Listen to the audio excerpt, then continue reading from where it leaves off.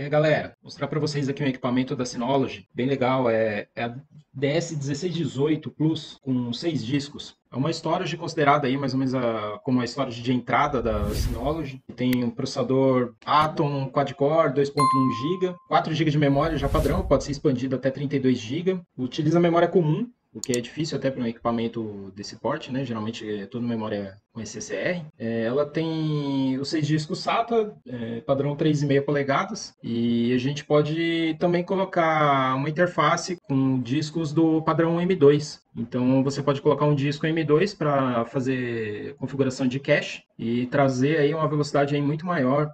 E aí com throughput aí de 620 MB por segundo de gravação e 2 GB de leitura por conta do M2, né, que vai elevar a velocidade dos discos, tudo, mesmo usando discos comuns. Vai ter um ganho de desempenho absurdo aí por conta do cache que ela vai fazer. Ela também tem a opção de você colocar uma placa PCI Express 3.0 com uma interface de rede com duas portas 10 gigabit. Então aí você consegue ainda ter um throughput de saída aí de 1,5 GB praticamente de leitura e 580 MB de gravação, né? Se você for analisar, é praticamente a velocidade aí de uma memória M2. A gravação é a memória de um SSD praticamente. Eu tô com o datasheet dela aqui. Tem algumas informações legais, mostrando com relação às soluções de backup. Tem já nativo nela algumas aplicações, né, que é para desktop de backup de desktop. Tem o Cloud Station Backup, que você pode fazer backup do seu PC ou do seu Mac já direto nela, com funcionalidade de Time Machine, né, para o Mac, já direto na storage da Synology. Tem também o Hyper Backup, que você pode configurar um backup local compartilhado, utilizando aí um servidor rsync, um serviço público de nuvem, algo do tipo. Tem também o Active Backup for Server, né, que você faz backup de compartilhamento ou SMB ou rsync, já tanto de servidor Windows quanto Linux, já nativo no próprio NAS, né, na própria Synology. E tem também um serviço de backup de nuvem, que é o Active Backup for Office 365 G Suite, que você consegue fazer um backup dos seus e-mails direto na sua storage, até por conta de ter um backup fora da nuvem, né? É uma solução bacana para isso. Já tem o gerenciador de máquinas virtuais, que você pode integrar junto com o VMware, para poder fazer snapshot, inclusive tem replicação de snapshot quando você tem duas storages, faz o snapshot em uma storage e ele replica na outra, né, para ter uma garantia.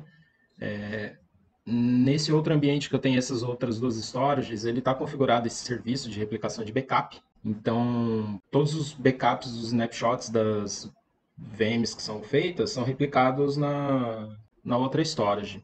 E ele tem uma parte aqui bem bacana também, que é a parte de alta disponibilidade, que você pode interligar duas storages e configurar um serviço, fazer um cluster entre elas para ter alta disponibilidade e um disaster recovery bem tranquilo. Então, tudo que você copia em uma storage, ele replica na outra e faz aí o serviço de cluster e de disaster recovery para você ter uma redundância, né?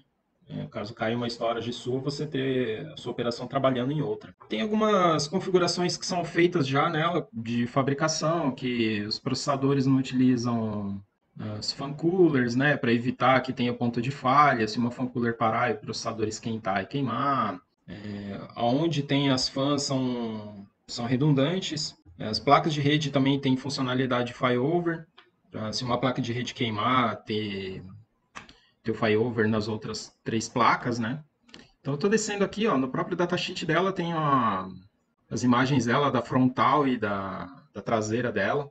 Eu tenho até lá no meu Instagram que eu fiz uma sequência de stories quando eu abri ela para colocar no rack. E aí eu mostrei ela no detalhe mesmo.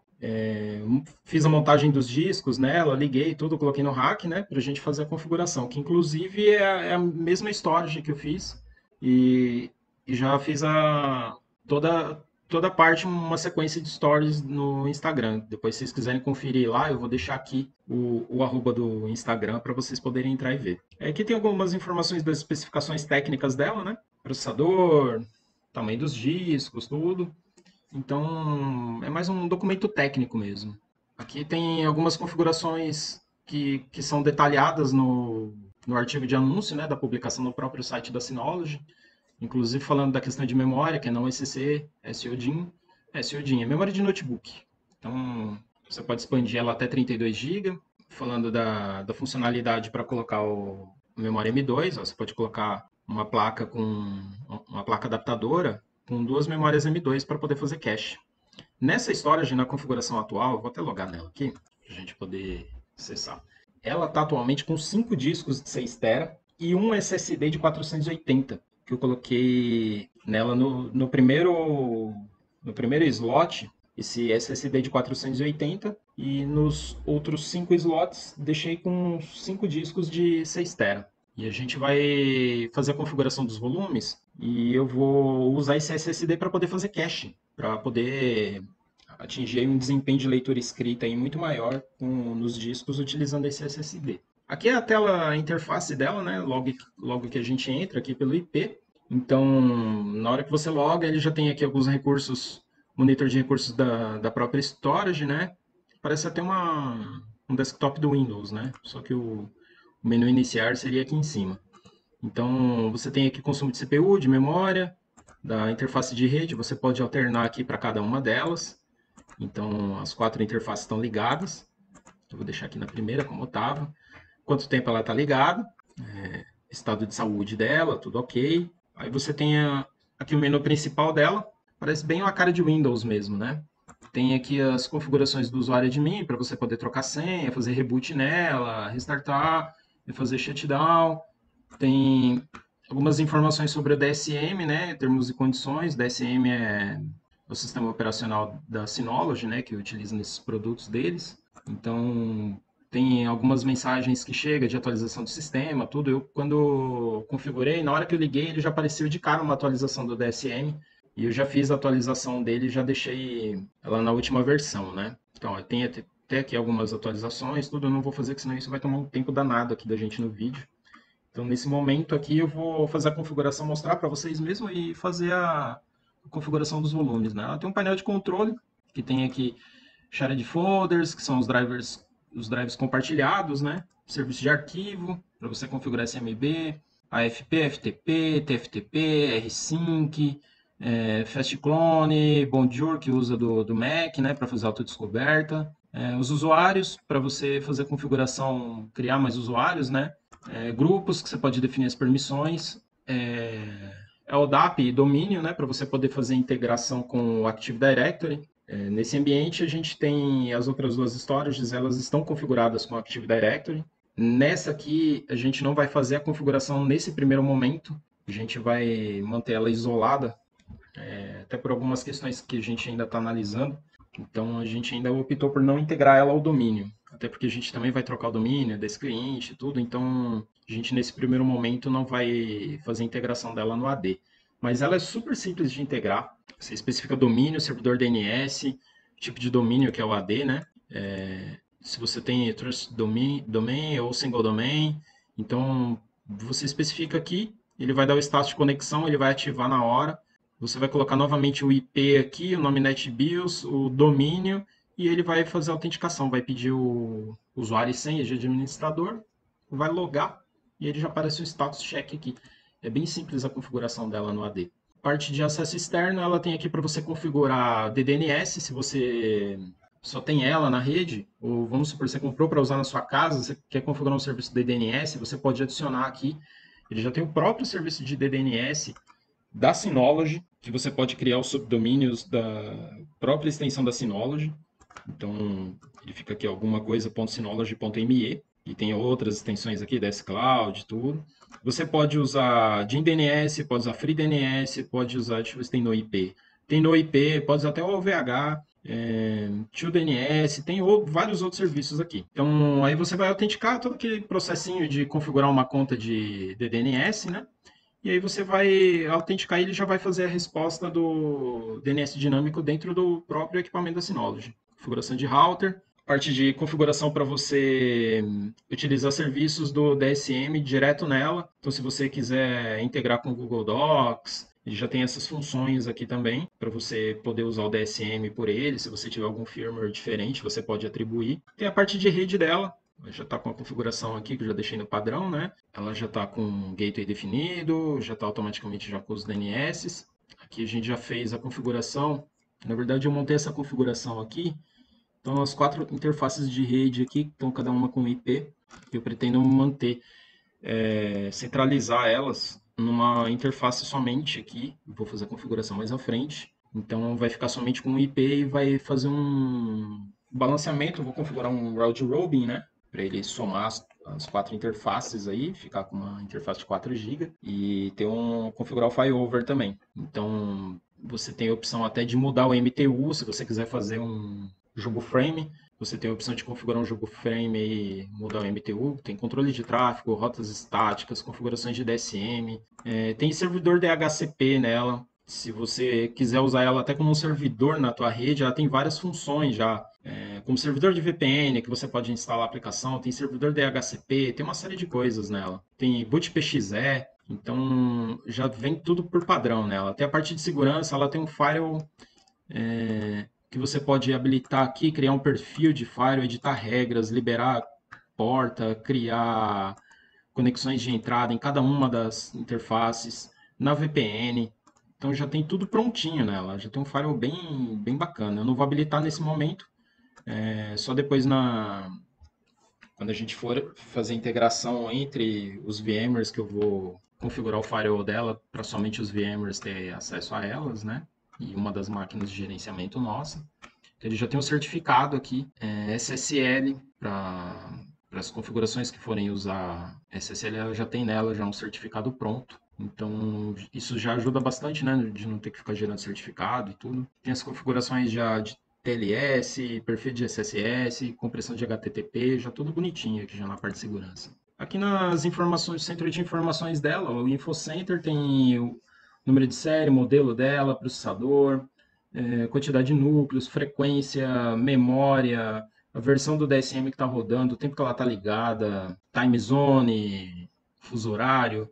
Tem a parte de rede também, cada um dos IPs, configuração, MAC address. Tem um overview geral aqui das informações, né? A parte dos discos aqui, ó, como eu falei para vocês, são 6 discos, estão com os discos de 6 tera e um SSD de 480 GB, né? Parte de serviços, você tem como habilitar servidor de FTP, FTPS, SFTP, R-Sync, NTP, Samba, compartilhamento do Mac, serviço de NFS do Linux, SSH, Telnet. Então, SSH porque é um Linux customizado, né? O DSM é um Linux customizado da Synology. Então, tem a parte de SSH deles, tem Telnet, serviço de impressão para Mac, né? Tem a SCSI, que é o que a gente vai usar para fazer integração e sincronização nos nossos VMwares. Tem a parte de analytics dele, para ele fazer monitoramento. Configuração de conta da Synology, eu nunca configurei isso aqui, mas tem para você fazer o registro do equipamento, né, com a Synology. Aí tem algumas configurações aqui para você mudar tema, toda aquela. Para quem gosta de customizar tudo que vem pela frente, né? Tem para você mudar fundo de tela, tudo. Deixa até com a cara de um desktop, né? Opções regionais para configurar aí horário, fuso, serviço NTP, idioma. Eu não vou alterar o idioma dela, vou manter no inglês mesmo, para ficar mais fácil da gente trabalhar com ela aqui. Parte de notificação, você consegue configurar um servidor de e-mail para ele enviar as notificações tudo por e-mail. Pode ser inclusive um Gmail. Gerenciador de tarefas, ela tem esse Chrome aqui embutido, que você consegue programar comandos e tarefas dentro dela. Parte de hardware e energia, tem compressão de memória, habilitar o Wake on LAN nas interfaces de rede, que depois a gente vai deixar habilitado, né? Se der algum problema a gente conseguir iniciar ela pela rede. Os controles de BIP, então se tiver alguma normalidade com cache SSD, crash ou degradação de volume, ventoinha que não esteja funcionando direito, problemas com energia elétrica. Então ele tem até uns alertas de BIP para se der algum problema ele começar a pitar. Isso daí na hora que eu montei ela, um dos discos já veio com problema. Então, foi o último disco que eu liguei. Montei ela com o SSD, com os discos, aí logo que eu liguei ela já começou a pitar. Então, um dos discos aí foi desmontar ela de novo, vi que o último disco Da última gaveta, a sexta gaveta, o disco estava com problema. Por sorte, a gente tinha mais um disco que a gente tinha comprado para um outro equipamento que era do mesmo modelo. E aí eu usei esse disco de 6 TB, a gente mandou o que veio com defeito para garantia, né? E já deu até para testar que já estava funcionando os bips dela, né? Tem as velocidades do funk, você pode deixar no silencioso ou na velocidade máxima, controle de brilho dos LEDs da frontal dela, né? Que indica que está ligado e funcionamento dos discos. Você tem a opção de configuração de dispositivos externos, como HD, impressora nela, tem as portas USBs, que você pode plugar aparelhos externos. Então, se você quiser ligar um outro disco de backup para exportar algumas informações, consegue ligar diretamente nela. Tem a parte de atualizações dela, para atualizar o DSM toda vez que vier alguma atualização, fazer um backup do DSM, resetar ela para as configurações de fábrica. Então já tem tudo bonitinho. Ela tem a parte aqui dos privilégios, permissões, né, para cada um dos aplicativos, quais usuários que podem ter acesso aos serviços dela, né? Configuração do portal de aplicações, a gente vai entrar depois nele aqui. Serviço de indexação nela já tem para poder fazer indexação de fotos e tudo. Quem trabalha com armazenamento de foto e vídeo, ele já faz essa indexação para ficar fácil a procura. E tem aqui esse Share Folder Sync para fazer sincronismo de serviços via R-Sync com uma outra Disk Station, né? Você pode sincronizar pastas nela que ela fica sincronizando com outra storage, né? Uma função aqui para você habilitar o Telnet, o SSH, onde você habilita e desabilita, habilitar o SNMP para fazer o monitoramento dela. Então são as funções aqui básicas do painel de controle. Vou entrar aqui no Package Center. Ele tem aqui algumas não, tem uma série de aplicações aqui que já vem já para só clicar em instalar e utilizar as funcionalidades. Com backup para G Suite, backup para Office 365, tem o antivírus da McAfee, tem o Backup Business. Esse daqui é um serviço novo, eu não conhecia ele. Tá? Dá para colocar um servidor DNS nela, formatação XFAT, tem o Hyper Backup para poder fazer backup direto da rede sem agente, iTunes Server, Java, servidor LDAP, dá para configurar um domínio nela mesmo. Então tem algumas aplicações aqui que são muito legais para se configurar. Serviço de alta disponibilidade para fazer o cluster entre duas storages, que foi o que eu falei um pouco antes, né? Quando você tem duas, você consegue fazer alta disponibilidade e ele cria um cluster entre as duas storages e replica todos os dados. Então, se cair uma storage sua, se ela queimar, você tem uma replicação em outra storage. Tem o serviço de replicação de snapshot também. Quando você trabalha com máquinas virtuais e você tira o snapshot, ele pega o snapshot que estava salvo na sua storage ou no seu volume, seu data store, e replica para outra storage também, a fim de manter uma replicação desse snapshot. É muito bom para prevenção de ransomware, naquelas situações onde às vezes acaba complicando o teu snapshot, ainda tem uma replicação em outra storage, ajuda bastante aí se precisar fazer uma restauração de dados. VPN Server, eu uso muito o OpenVPN, então eu nunca fiz a configuração dele aqui para gente ver como que ele funciona. Tem algumas outras aplicações que você pode instalar um Apache direto nela, Docker, DocWiki, servidor Git, até Joomla, MariaDB, Moodle, já instalo direto nativo nela, né? OS Ticket, PHP, até versão 7.4, Python, até WordPress você pode instalar nela, né? Ela funciona como servidor web também. Então, o que a gente vai usar aqui vai ser a parte da storage mesmo. Não vou habilitar nenhum desses serviços, né? Mas eu achei legal mostrar para vocês aí. Tem uma ideia do que pode ter de funcionalidade num equipamento desse aí, que perto de uma outra storage da Dell, da HP aí, tem um curso que é praticamente uma fração, né? De uma storage deles, né? É uma máquina muito bacana aí, que você pode ter uma capacidade de disco aí excelente aí, você pode ligar 6 discos de até 10 tera nela, ter 60 tera de dados no equipamento desse.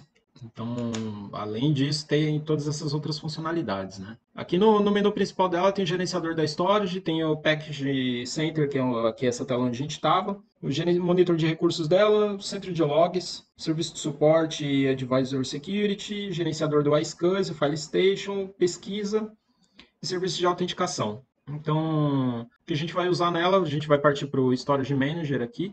Vou até minimizar a outra tela.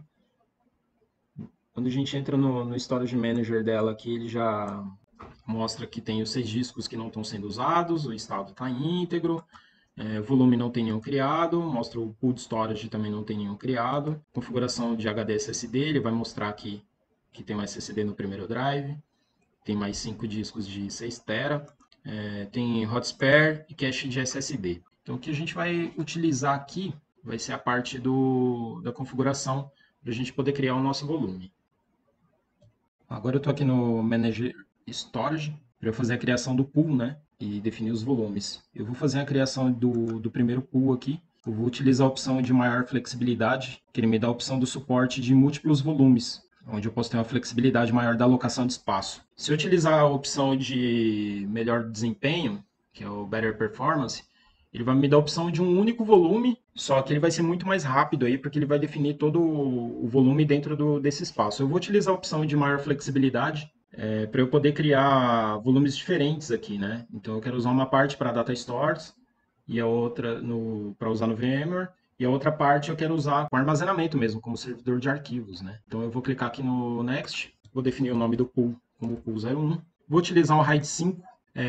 Eu poderia utilizar o RAID 10, mas aí eu teria que ter discos pares, né? E como eu só tenho 5 discos de 6 TB, eu não vou poder utilizar o RAID 10. Se eu colocar aqui no RAID 10, ele, ó, o mínimo por drives do RAID são 4. Na hora que eu der um Next aqui, ele vai aparecer os meus drives selecionados. Se eu tentar avançar, ele vai falar que eu preciso ter os meus drives tudo em múltiplos de 2, né? Então eu precisaria ter 6 ou 4. Então, por isso eu não consigo usar o RAID 10. Então, nesse cenário aqui, eu vou mudar para o RAID 5, que ele vai fazer a tolerância de falha e tudo, e vai me aumentar o desempenho. Aí eu posso ter drives ímpares, né? Eu ficaria com pelo menos 3 drives para poder fazer. E aí, no caso aqui, eu tenho 5, e eu vou utilizar o meu SSD para cache depois. Então, ele já aparece aqui os 5 drives, de 6 TB, que dá o tamanho de 5.4, mais ou menos. Vou avançar e aí ele vai já dar o aviso aqui que todos os drives vão ser apagados. Eu vou clicar no OK, ele já vai dar o tamanho aqui.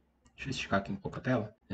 Me mostrando as informações, que é suporte a múltiplo volume, sim. A descrição do pool 01. O tipo de RAID 5, quais são os drives que estão envolvidos nesse RAID, que é do 2 ao 6. E o tamanho que eu vou ter de capacidade total, de 21.8 TB. Eu tenho 5 discos de 6 TB, de 30 ele caiu para 21.8. Então eu posso ter a falha de um disco deles e eu tenho mais um disco aí que é o de paridade, né? Então vou aplicar agora e ele vai zerar os discos aqui. Aí ele me dá uma mensagem aqui que antes de eu utilizar o espaço nos pools, eu preciso criar um volume primeiro, né?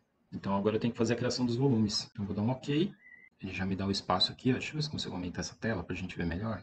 Ó, ele já me mostra aqui as informações, o tamanho do drive, do pool, né, que foi criado, o tipo do RAID, RAID 5, dados com proteção, suporte múltiplo volume. Aí ele está fazendo aqui a checagem da consistência, né, dos drives. Isso aqui vai demorar bastante para ele finalizar. Eu vou fazendo a partir da configuração de rede e depois a gente volta aqui para fazer a partir da criação dos volumes. Então ele já está me dando aqui, ó, capacidade total de uso, capacidade que está usado de 12 MB, o estado de cada um dos drives, a alocação, o tipo do drive, tamanho, o número e o meu dispositivo. Então aqui deixa eu já ver se eu já consigo fazer a criação do cache de SSD. Não, porque eu ainda não criei volumes, né? Então não consigo fazer ainda a configuração. Então eu vou deixar ele enquanto ele cria o pool aqui. Também não consigo criar volume. Vamos vir aqui na configuração de rede. Aqui na parte das interfaces, as minhas placas de rede tem a LAN 1, o endereço que ela está configurado, tem a LAN 2, LAN 3 e a LAN 4. Eu vou criar aqui um balanceamento de round robin com failover para eu somar as 4 interfaces de rede em uma só. Ele tem aqui já na opção no Create, tem aqui a Create Bond. Aí ele me dá as opções aqui de eu criar o Link Aggregation. Nesse Link Aggregation, eu tenho a opção de usar Balance Shore, Active Standby, balanceamento de carga ativo, adaptivo, né? E tem Link Aggregation dinâmico, né? Eu vou utilizar a primeira opção mesmo, o Adaptive Load Balance, que ele não vai requerer aqui um switch específico, né? Porque as outras opções eu vou precisar fazer a configuração no switch, criar VLAN, tudo para poder fazer essa configuração. Estou explicando aqui de uma maneira que pareça fácil de entender, né? Mas para ter uma ideia das funcionalidades, aqui não vou entrar no mérito aí de configuração de VLAN, de rede, nem nada disso. Então, vou selecionar aqui, vou dar um Next, vou selecionar as interfaces que eu quero, eu vou colocar as 4, eu já quero deixar as 4 interfaces configuradas para isso, dedicadas aqui. Vou avançar, utilizar a configuração aqui já com o IP da primeira interface, para manter nesse mesmo IP, inclusive, que a gente tem aqui, que a gente já está acessando, que está configurado. As minhas configurações de gateway e servidor DNS aqui já estão ok no que a gente vai usar. Então agora eu só vou dar um aplicar e vou salvar para ele criar a configuração. Agora ele vai aplicar as configurações de rede aí, e daqui a pouco a gente já está com ela operacional aí para a gente poder configurar. Aí aqui até para vocês verem que é o consumo de CPU, como aumentou aqui embaixo, estou com um consumo de CPU de 58%, que é justamente porque eu estou criando o pool de discos, né? Aumenta o consumo de CPU para criar o pool. Pronto, ele já finalizou a configuração aqui, que já até apareceu diferente aqui já no meu Gateway Default, que ele está com o Bond 1 aqui. Deixa eu aumentar, ele atualizou a tela, né? Voltou para o tamanho padrão. Então aqui ele criou agora uma interface Bond com as 4 interfaces de rede, gigabit, com o meu endereço IP que eu já tinha especificado, minha máscara já tudo prontinho. Aqui ó, Network Status 4 GB, Full Duplex, MTU 1500. Eu poderia, se eu fosse usar ela somente para VMware, eu ia configurar um Jumbo Frame aqui, para deixar com um MTU aqui 9000 e deixar essa velocidade aqui muito maior. Mas como eu vou utilizar ela como servidor de arquivos, eu vou manter em 1500 mesmo. Então aqui nas configurações ficou definido que eu estou usando o balanceamento de carga Adaptive. Eu já estou com o meu endereço IP configurado, gateway, servidor DNS, está tudo certinho já. Controle de tráfego, static route, aqui não vou precisar configurar nada. Então vamos voltar agora para a nossa parte de disco aqui no Storage Manager. E ele já está aparecendo aqui, ó, o meu pool de drives, no Storage Pool, com RAID 5, com proteção de dados, tamanho de 21.8 TB, usando 5 drives e um não usado. Eu creio que eu não consigo ainda criar um volume, porque ele ainda está fazendo a checagem de consistência. Também não consigo... Deixa eu ver se eu já consigo criar um volume aqui. Opa, já consigo. Vou fazer o seguinte, vou criar um volume customizado. Aí ele aparece a opção aqui para eu selecionar meu volume, eu criar um novo Storage Pool. Eu vou selecionar o Storage Pool, que foi o que eu criei anteriormente, que é o meu atual aqui, de 21 TB. Vou avançar, e aí ele pergunta aqui qual o tipo de suporte o sistema de arquivo, né, que eu vou usar. Se eu vou querer usar o BTRFS, que eu tenho a opção de fazer pastas compartilhadas, snapshot, replicação, compartilhamento de espaço em disco, proteção e integridade de dados e DDSM. Ou eu posso usar o ext4, que é o volume do sistema operacional do Linux. Eu vou usar o BTRFS mesmo. E aqui ele já vai me perguntar o tamanho do volume que eu quero usar. Eu vou definir o seguinte aqui, eu vou criar um volume de 3 TB. Vou criar aqui o meu volume 01, o tamanho de 3 TB, para eu poder fazer a criação de algumas máquinas virtuais que eu vou usar no VMware. Então, nesse momento, vai ser o tamanho do volume que eu vou utilizar. São máquinas virtuais pequenas, né, para armazenar uns bancos de dados relativamente pequenos, então o tamanho de 3 TB tá ótimo, tá de bom tamanho. Na verdade, eu vou aumentar ele aqui para... vou deixar com 3 TB. Vou dar um Next, ele vai... Aparece aqui as informações para confirmar, né, o tipo volume, o sistema de arquivo, o que eu estou criando e a capacidade alocada de 3 TB e o nome do meu volume.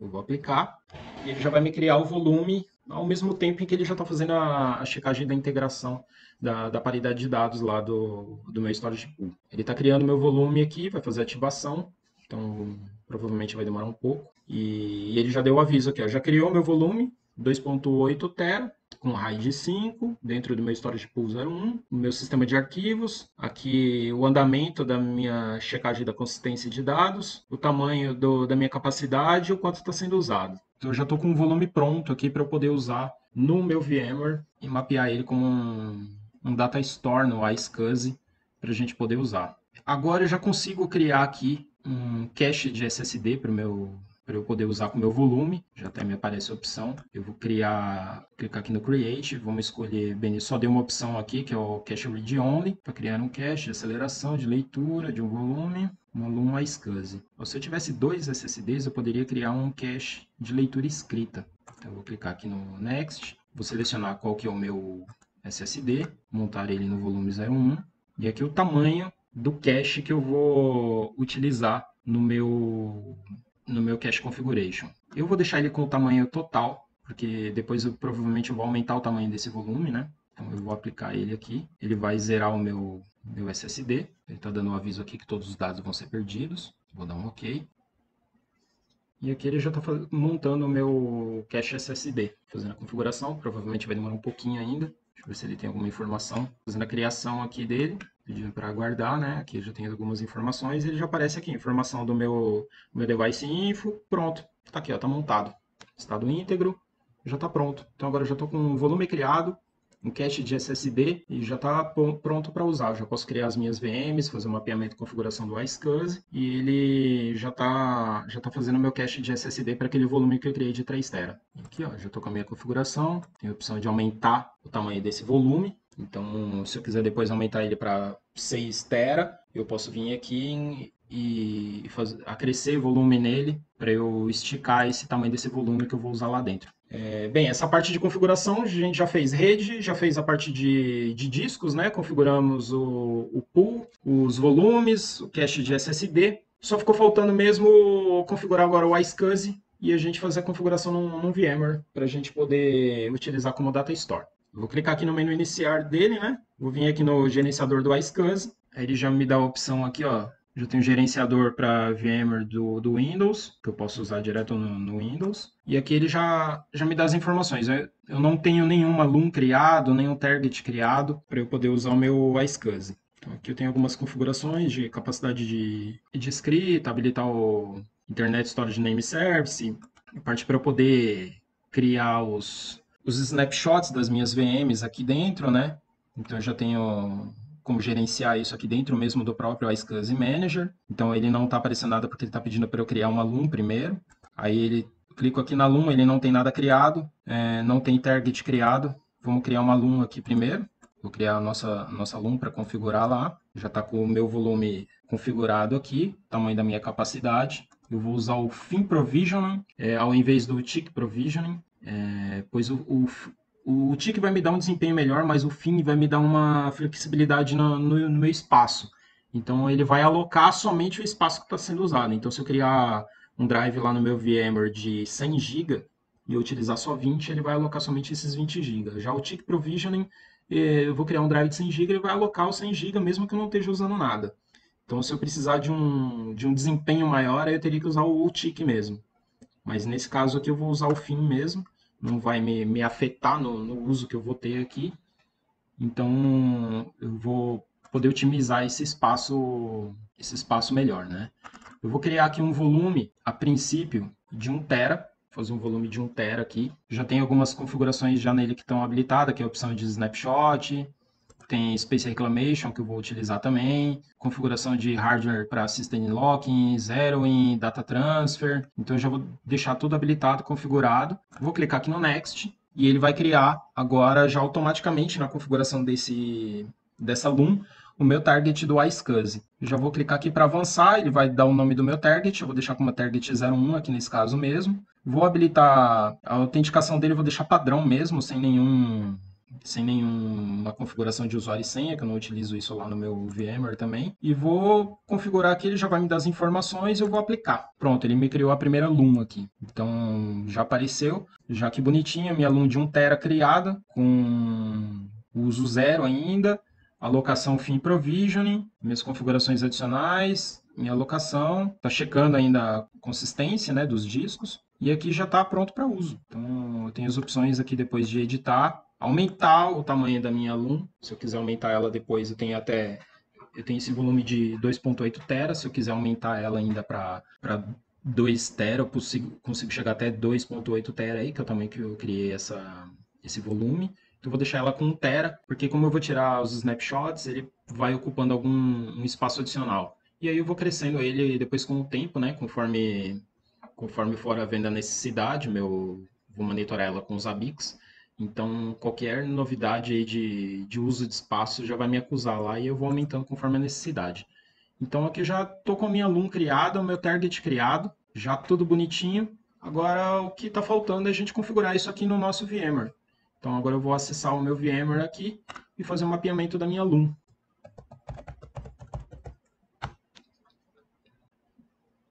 a gente já está aqui dentro do nosso VMware. Agora eu vou fazer a configuração do meu Data Store com a aluno que eu criei aqui dentro da nossa configuração. Vou adicionar o dispositivo, vou vir aqui em New Data Store.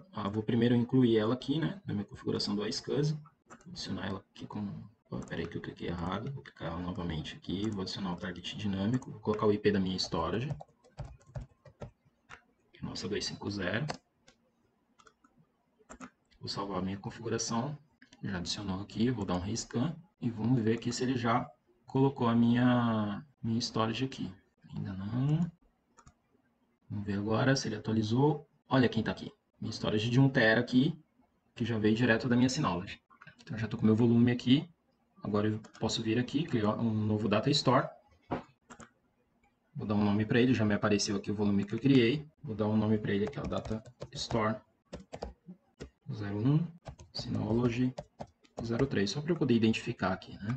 Saber de qual que é a storage que eu estou usando. Ele já me aparece aqui qual é o tipo do particionamento que eu vou utilizar. Eu vou usar o VMFS 6 mesmo. Ele já vai me aparecer a alocação de espaço aqui, eu vou avançar e ele já vai criar aqui o meu Data Store dentro do VMware. É um processo simples e bem tranquilo de fazer. A gente fez aí em menos de 1 hora toda essa configuração da storage e colocou ela dentro do nosso VMware. Então eu vou atualizar aqui, vamos ver se ela já vai aparecer. Aqui, ó, Data Store 01, Synology 03, eu estou aqui com 1 TB de espaço para eu utilizar, já salvando dentro da minha storage nova. Então agora eu tenho que esperar só terminar a minha checagem da consistência de dados dos discos. Então isso ainda vai um bom tempo ainda, que todo esse tempo aqui ele está em 6%. Estou calculando aí pelo menos mais umas 3 horas aí até ele finalizar, daí para mais. E aí eu já estou com a minha storage de Synology pronta aqui. Então, à medida que eu for configurando outras funcionalidades, eu vou soltando outros vídeos aí